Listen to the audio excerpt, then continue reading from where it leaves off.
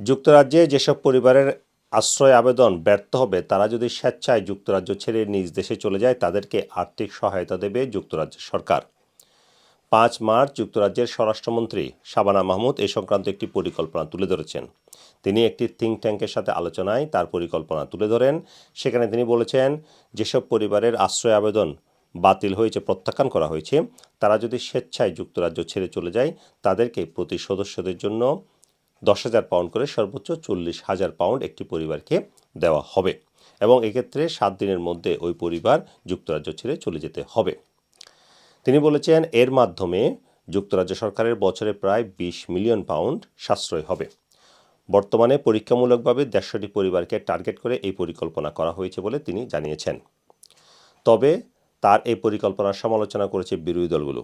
Conservative দল বলছে, এর মাধ্যমে যুক্তরাজ্যে অবৈধভাবে আসা মানুষকে উৎসাহিত করা হবে।